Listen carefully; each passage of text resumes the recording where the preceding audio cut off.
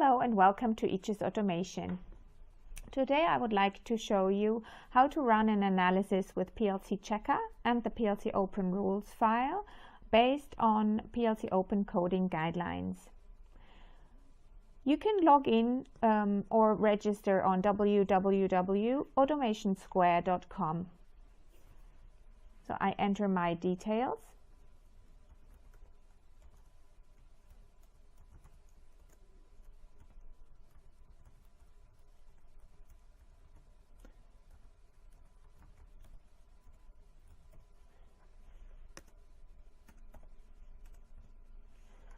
My password,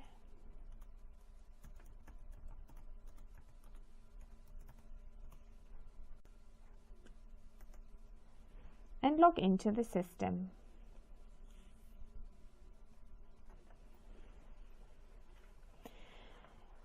Here I have on the left hand side the navigation within the tool. I can go on projects, and so here I have all the projects I have already created. I've already created one for PLCopen, and there are already several analyses in there on PLC programs. So I go on Actions to create a new program because I want to run a new analysis on another PLC program. I use PLC Checker and launch the 5-step assistant. The application name shall be Test Webinar 4, and we are Itris. And then I go forward. In this step I have to choose the PLC brand. Today I will be using a Rockwell Ares Logix 5000 program. The rule set, since it's supposed to be the PLCopen rule set, shall be uploaded later. Here I can enter my license key, and in this step I will upload my files. So I'm taking the L5K, which is the program export of my Rockwell program, plus the PLCopen rules file.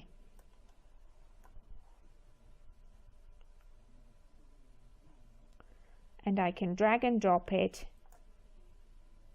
into the program, into the tool.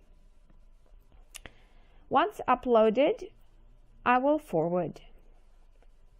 I can check again the data that I've put, and create the project. Here I can check again on my data. I can force another version of Glips. Oops.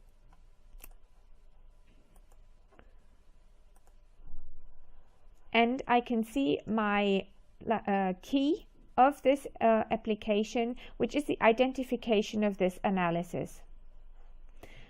Now that I'm all set, I can launch PLC Checker. I don't want to upload new files, which I could do at this point. I just launch.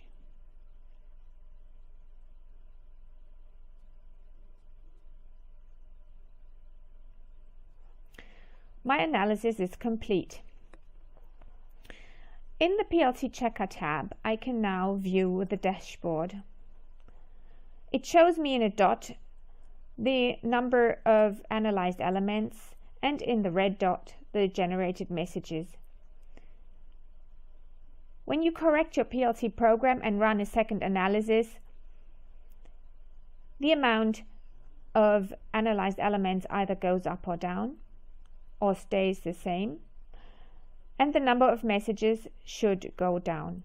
During a development, the number of analyzed elements would go up, and hopefully the number of messages would stay down. We also show globally the categories of what has been checked. So the PLCopen Coding Guidelines have the categories naming, comments, coding practice, and language. It also disperses by severity, which is fatal for errors that absolutely have to be corrected, error, and warning. There will also be some information. Let's go to the detailed results. On the left-hand side, you can see the corresponding rules file. So for example, in naming, there are 10 naming rules. When you run over the rule, in black you can see the definition of the rule. So in our example, if you have seen the presentation of the mapping of the PLCopen Coding Guidelines to our rules file, we used as example N3, which defines names to be avoided in PLC code. In this case, in our program, there are two elements that are named with names that shouldn't be used. Like this variable is called false, and this variable is called true.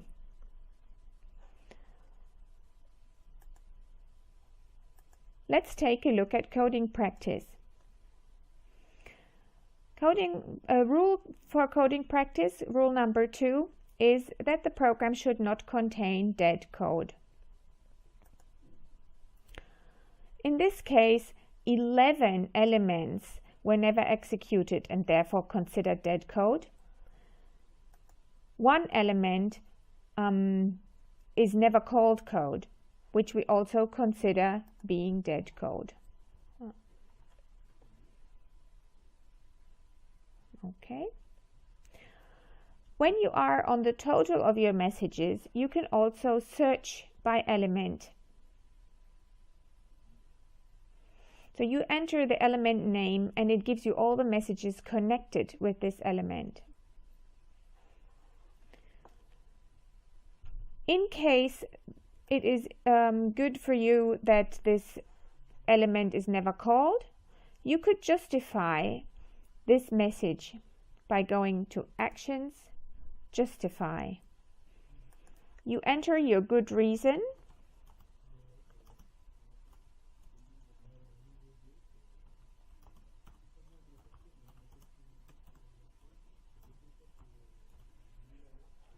and send. You can see there's no longer a box here. So in the next run, this message will not come up again.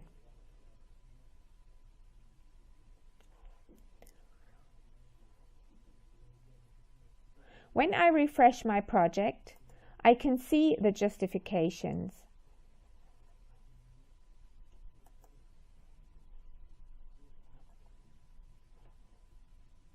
Test webinar 4 was our program. And now I even have justifications. So I can see that this message was justified for a good reason. I can see who did it and I can see when. If this is no longer, if this should no longer be the case, you can also delete the justification. So in the next analysis, this message would come up again.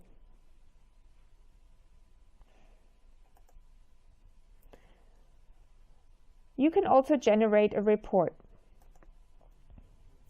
In this case, you see that there's only a CSV available, but you can also generate a PDF. It collects all the data from the analysis, the detailed results, the dashboard, and some other useful information.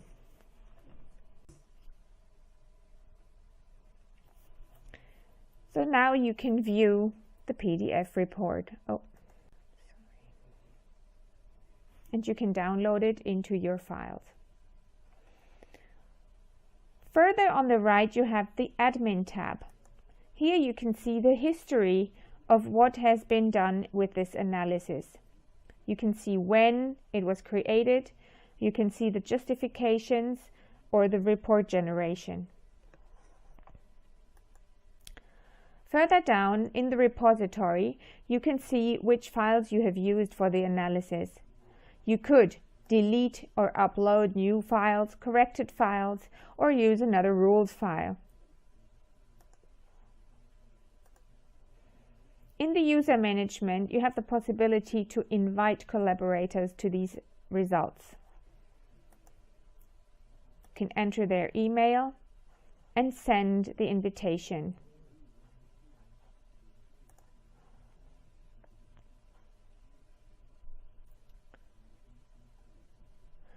With this button on the right, you can launch a new analysis after you have uploaded a corrected program. If you have more questions, how to use PLC Checker and how to obtain licenses, please feel free to contact us. Thank you very much and goodbye.